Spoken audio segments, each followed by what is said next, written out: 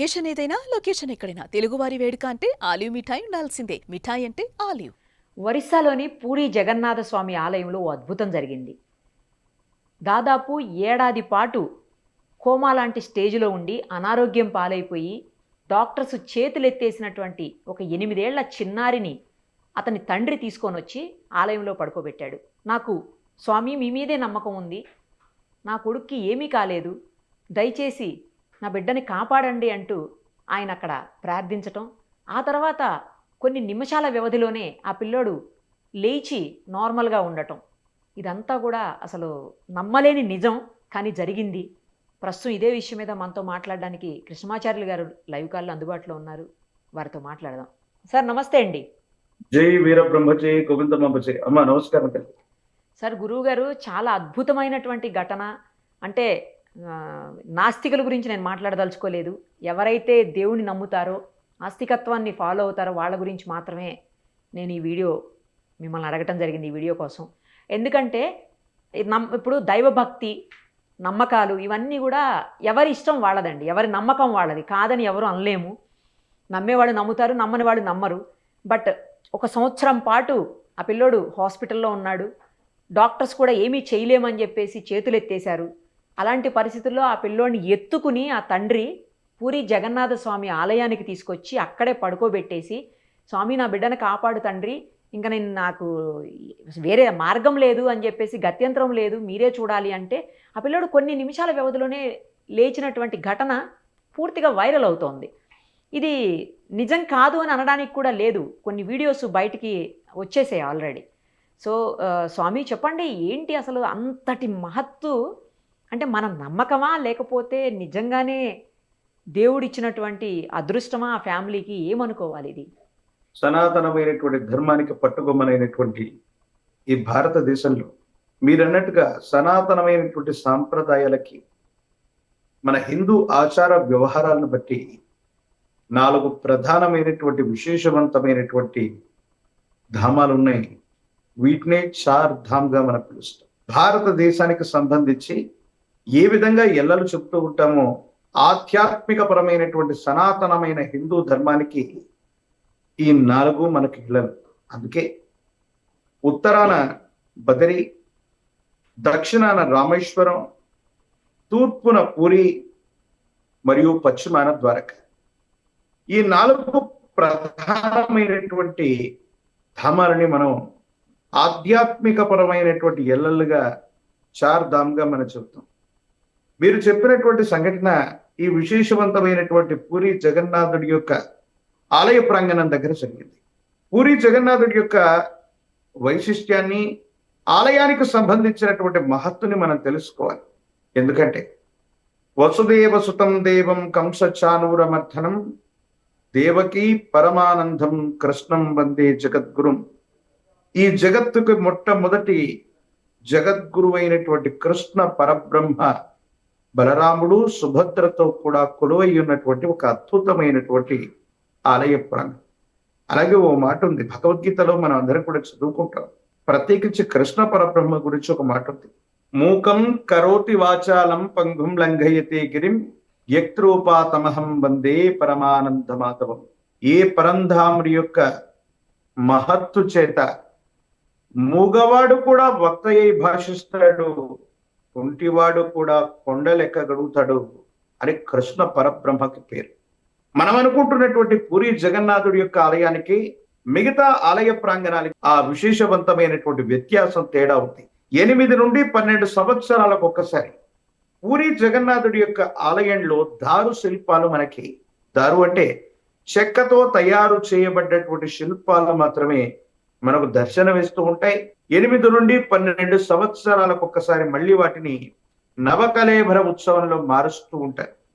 ఒకానొక సందర్భంలో మీడియాలో, సోషల్ మీడియాలో తెలియజేసినటువంటి అంశాలు కాదు, అక్కడ ఉన్నటువంటి మహత్తును మనం తెలుసుకుంటే, అక్కడ ఉన్నటువంటి విష్ణుమూర్తి యొక్క శిల్పంలో సాక్షాత్తు చేయి పెడితే కృష్ణ పరబ్రహ్మ వారి యొక్క హృదయమే అక్కడ ఉందన్న భావన కలిగిందన్నటువంటిది ఒక విశేషవంతమైనటువంటి నమ్మకం, విశ్వాసం. అందుకే ఆనాడు ఎప్పుడో కలియుగం మొదలైనటువంటి సందర్భంలో శ్రీకృష్ణ పరబ్రహ్మ వారి యొక్క నిర్యాణం జరిగినటువంటి నోటి నుండి ఈ రోజు వరకు కూడా సుమారు 5,000 సంవత్సరాలుగా ఆ విశేషవంతమైనటువంటి దారు శిల్పంలో ఉన్న హృదయం కృష్ణ పరబ్రహ్మదే.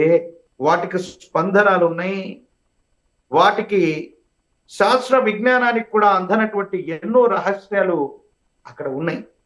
అందుకే కాబోలు ఒక తండ్రి ఆవేదనతో తాను అనునిత్యం ఆత్మనివేదన గావిస్తూ ఉన్నటువంటి పరంధాముడు ఆ కృష్ణ పరబ్రహ్మ ఆ విశేషవంతమైనటువంటి స్వామి వారి యొక్క జగన్నాథుడి యొక్క సన్నిధానానికి వెళ్ళి తన యొక్క బిడ్డను సంరక్షించమని కోమాలో ఉన్నటువంటి బాలుని అక్కడ పడుకోబెట్టగాని, నిజంగా ఇది మహత్వాన్ని కంటే కూడా పూరి జగన్నాథుడి యొక్క రూపంలో విష్ణుమూర్తి అక్కడే కొలువై ఉన్నాడు. ఈ సనాతనమైనటువంటి ధర్మం పరిడవిల్లుతూ ఉందంటే ఇలాంటి శక్తి కేంద్రకాలు ఆ విశిష్టవంతమైనటువంటి ప్రాచీనమైన పురాణ పురుషులు నడయాడినటువంటి ఆనవాళ్ళు అక్కడ ఉన్నాయి.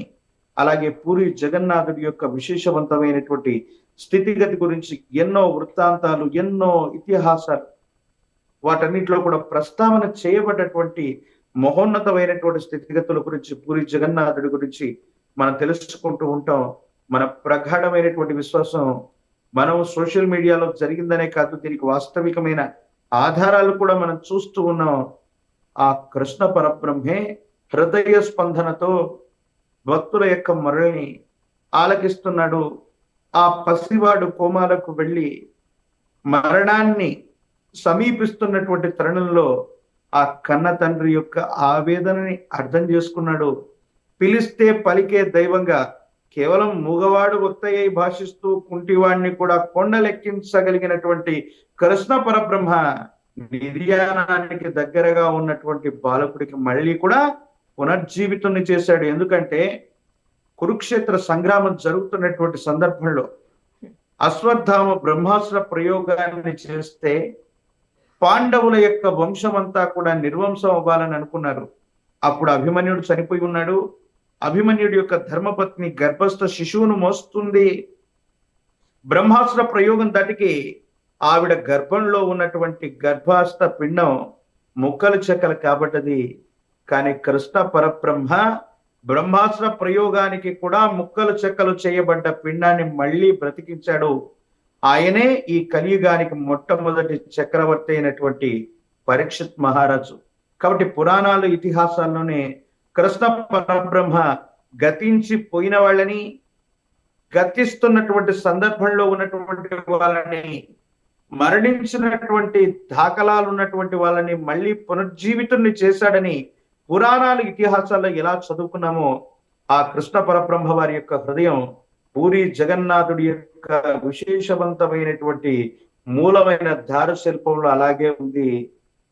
ఆయన మన మొరల్ని ఆలకించటమే కాదు, ఆ మహత్తు చేత ఈ పిల్లవాడు నిద్రలో నుండి ఎలాగైతే మేల్కొన్నాడో ఆ విధంగా హోమా నుండి మేల్కొన్నాడు. సనాతనమైనటువంటి ధర్మం ఎంత గొప్పది, మన దేవతల యొక్క విశేషవంతమైనటువంటి శక్తి ఇలాంటివి పరమ మహోన్నతమైనటువంటి శక్తి కేంద్రకంగా మన పూరి జగన్నాథుడి యొక్క ఆలయం ఉంది అనటంలో ఎటువంటి సందేహం కూడా లేదు. కానీ ఆ తండ్రి కూడా అలా నమ్మి, అంత బలంగా నమ్మాడు కాబట్టి అక్కడికి తీసుకొచ్చినట్టుంది స్వామి. చూస్తుంటే అది ఎత్తుకొని తీసుకొస్తున్నాడు, విజువల్స్లో కనిపిస్తుంది. కానీ ఆ అబ్బాయి లేచింది కూడా ఒక్కసారి ఏదైనా విజువల్ ఉంటే బాగుండేది, అది రాలేదు. ఎందుకో ఇంతవరకే వచ్చినాయి వీడియోస్ వైరల్ అవుతున్నాయి. కానీ న్యూస్ అయితే స్ప్రెడ్ అయింది, ఆ పిల్లోడు బ్రతికి లేచి తిరుగుతున్నాడని అయితే. మహిమాన్వితమైనటువంటి నమ్మకం, విశ్వాసాలు మన సంప్రదాయంలో ఒక భాగం. ఇటువంటి దేవీ దేవతల యొక్క ఆరాధన మనకు అనాదిగా వస్తూ ఉన్నటువంటి ఆ కన్న తండ్రి ఎన్నో రకాలైన ఆసుపత్రుల్లో తిరిగి ధనాన్ని పోగొట్టుకున్నాడు, సమయాన్ని పోగొట్టుకున్నాడు, కానీ బ్రతుకుతాడన్నటువంటి ఆశ లేక. అందరూ అంటుంటారు, ఒక్కసారి ఆ పరమేశ్వరుని, సర్వేశ్వరుని అడిగి చూడు. అన్ని ప్రయత్నాలు మూసుకుపోయి ఉన్నటువంటి తరుణంలో ఆర్తి చేత, బాధ చేత నీకున్నటువంటి శక్తి మొత్తాన్ని కూడగట్టుకుని ఆ పరమేశ్వరుణ్ణి, ఆ సర్వేశ్వరుణ్ణి, అంటే పరమేశ్వరుడు సర్వేశ్వరుడు అంటే ఇక్కడ శివుడు అని అర్థం కాదు, అతి ఉత్కృష్టవంతమైనటువంటి దేవతా స్వరూపం అని మనం నమ్మేటువంటి దేవుడని అర్థం. ఒక్కసారి ఆ సర్వేశ్వరుణ్ణి అడిగి చూడు, సహాయం చేయకుండా పోడన్నట్టుగా ఆ కన్న తండ్రి మీరన్నట్టుగా చాలా తీక్షణమైనటువంటి భావోద్వేగంతో కూడినటువంటి ఆర్తి చేత, కృష్ణ నా కుమారుని బ్రతికించవయ్యా జగన్నాథ అంటూ స్వామి వారి ముందు మోకరిలగానే స్వామి వారి యొక్క హృదయం ఆ పసివాణ్ణి చూసి విశేషంగా స్వామివారు స్పందించారు. వెంటనే నిద్రలో నుండి ఎలాగైతే మేల్కొంటాడో కోమా స్థితిలో నుండి ఆ పిల్లవాడికి మళ్ళీ పునర్జన్మ లభించింది.